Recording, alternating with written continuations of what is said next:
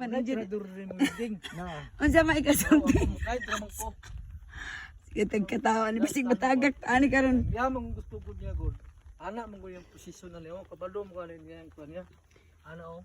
Ang balay niya nga area. Ana na siya. Ana. Oh, anak lang good. Oh. Tapos nana siya morning lauting. Mm. Ya, ang yang grahe niya diri. Kilid. Yung grahe.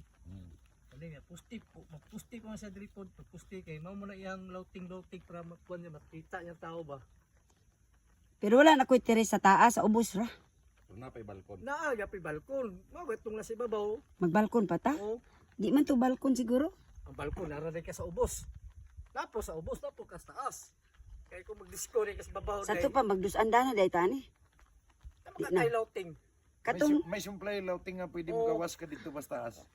okay, amaw di ay. Oh, sige tama. Balkon sa Oh, tama di ay. Oo, po kay balkon, dire. Tama.